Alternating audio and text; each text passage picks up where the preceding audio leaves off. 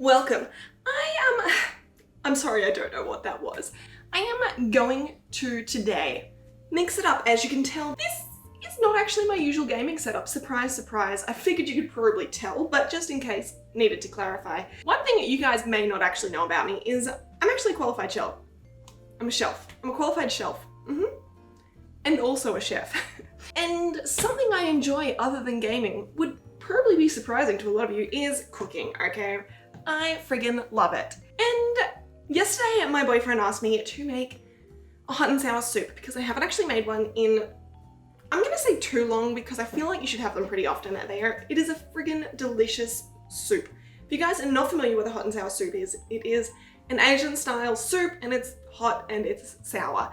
Usually it's got pork, it's got tofu, it's got spring onions, chili, it's spicy, it's sour, it's delicious. I prefer to substitute my pork with chicken just because I prefer chicken in soups.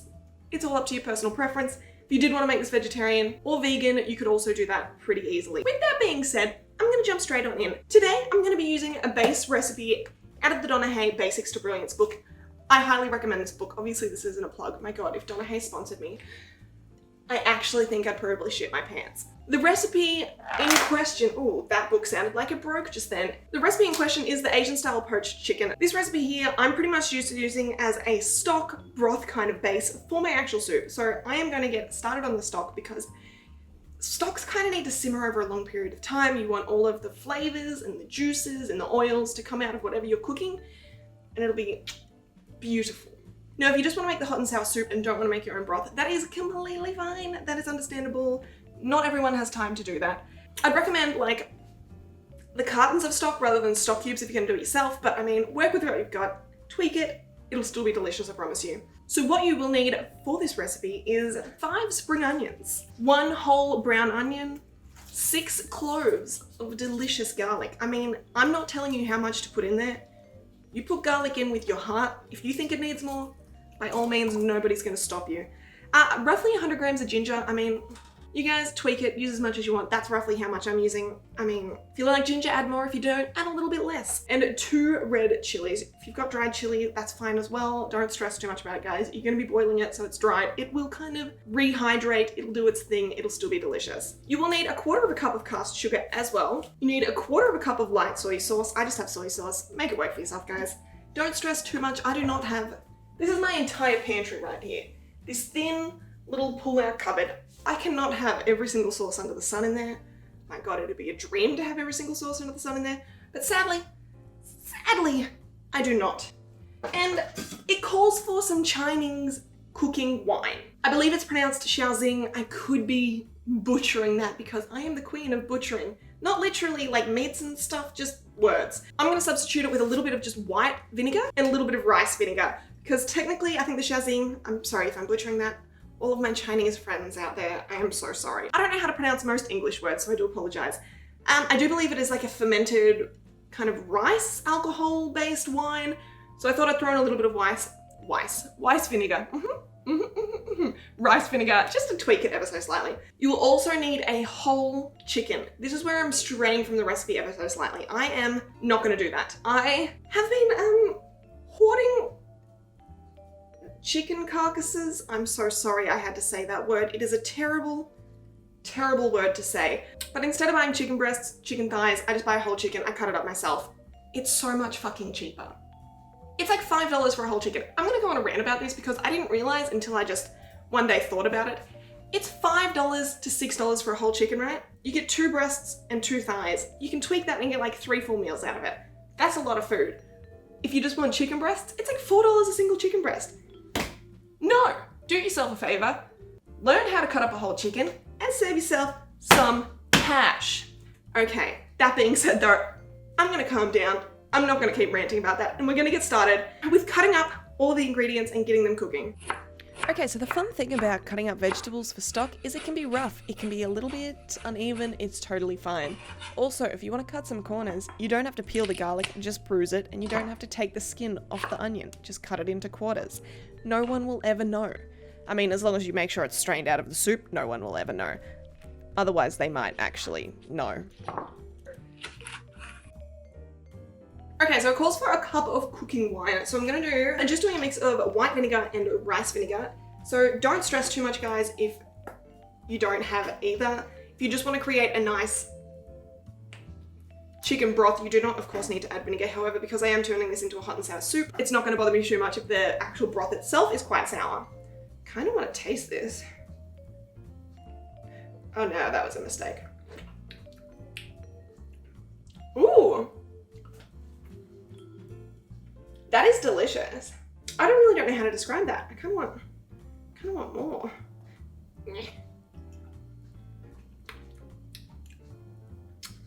Yum, okay, that is delicious.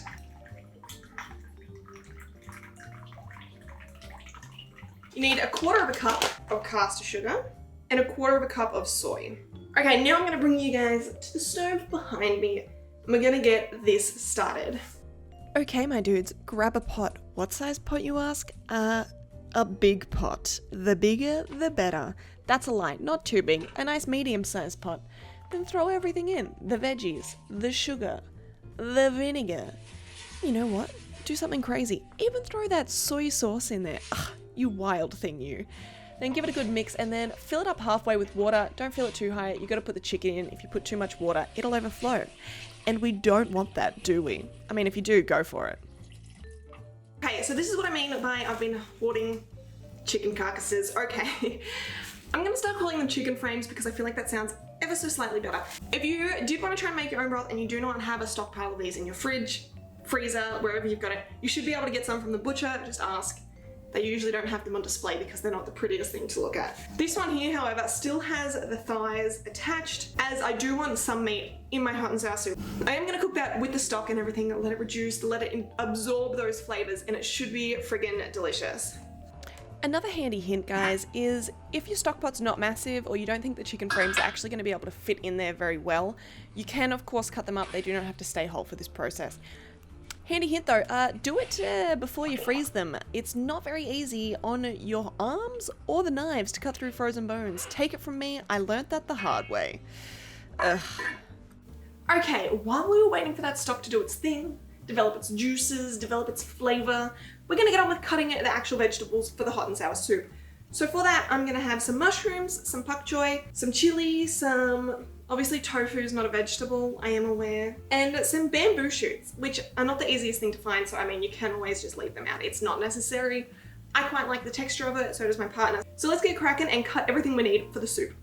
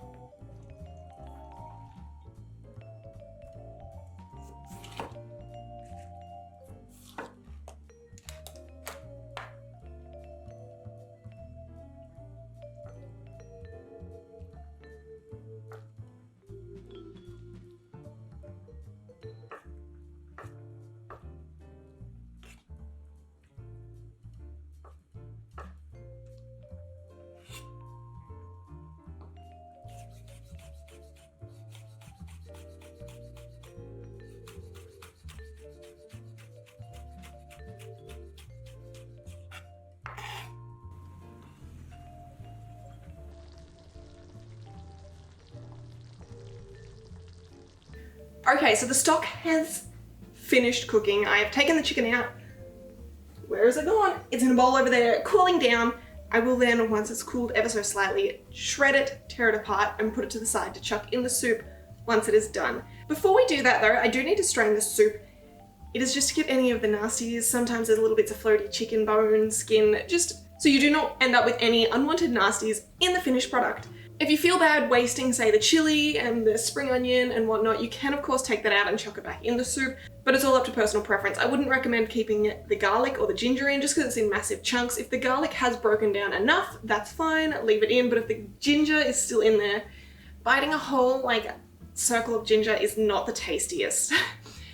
I'd also highly recommend using something slightly larger than this. However, I do not have something slightly larger than this. Ugh.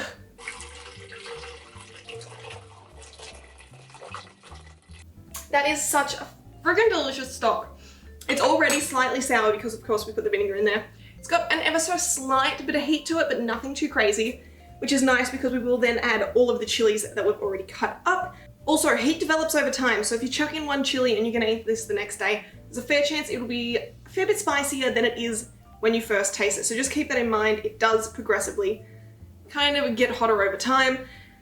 If you're not a big fan of chili, this may not be the soup for you. Simple as that, but it is delicious and I would recommend fresh chili in it as well. However, if you do not have that, of course, a little bit of hot sauce will suffice, or some pureed chili, your call. I don't actually have any set measurements or kind of like a recipe for the next part of this recipe. I kind of just go by feel.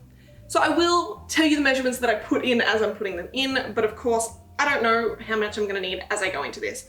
So I do, of course, I have my cut up Pak Choy, Bok Choy. I'm not 100% sure which one this is.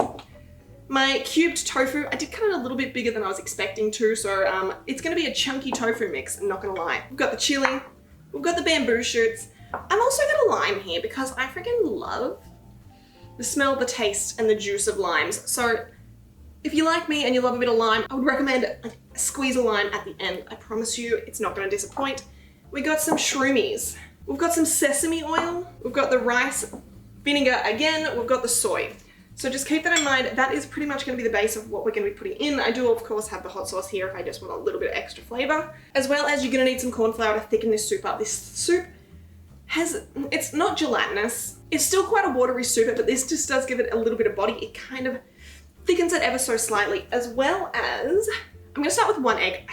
Look, there's a chance I'll put two in there. I will show you what I'm gonna do with this egg when the time comes though, so don't you stress about the egg just yet. Pretend I didn't show it to you, because we're gonna put this in there. Ah!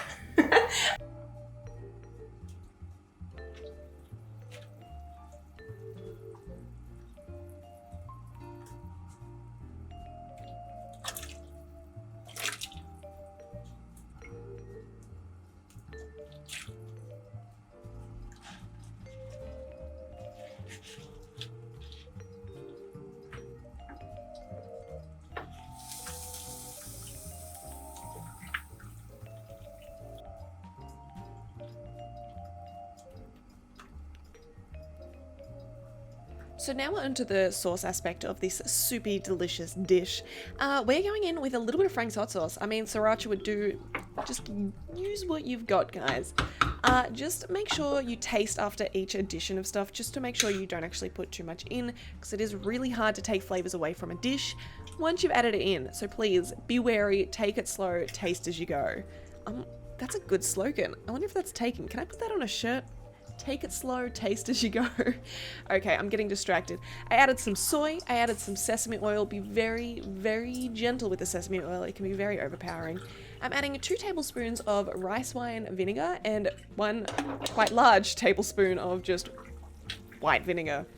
Taste it, realize there wasn't enough spice to my kind of desires in it. As well, it wasn't salty enough, so chucking in some more hot sauce and some more soy.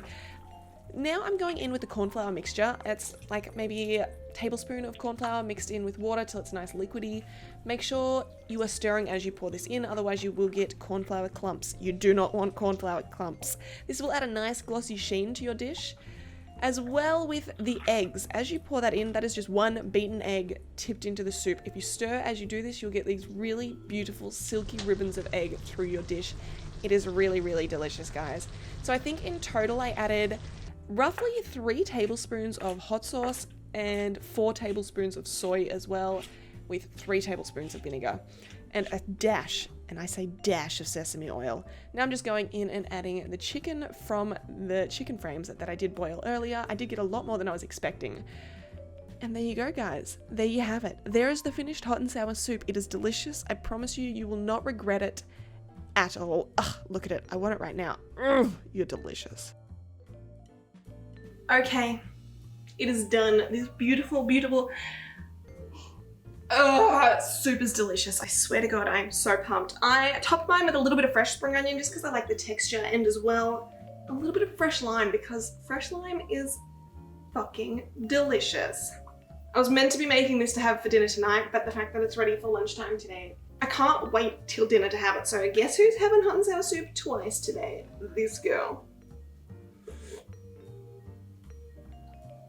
Oh, yes. If you don't like soups that make you kind of turn into an animal when you eat them, as like they're a little bit sloppy, they're a little bit hard to eat, maybe cut up the vegetables a little bit finer than I did. I like to slurp up the Bok Choy, I don't know. I like to pretend they're veggie noodles.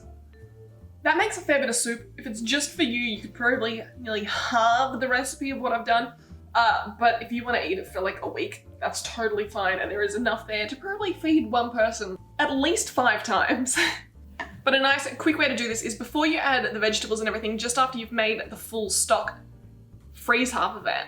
You can then defrost it, throw in the veg, and have a very fast and easy hot and sour soup. So just keep that in mind. If you do just have a lot of chicken frames lying around, which I feel like a lot of people don't, and you do have a lot of chicken frames around, cook them off, peel all the meat off it. Comes off so much easier once it's cooked. Perfect sandwich chicken, just saying. Why is my autofocus over here? That's a toaster. What?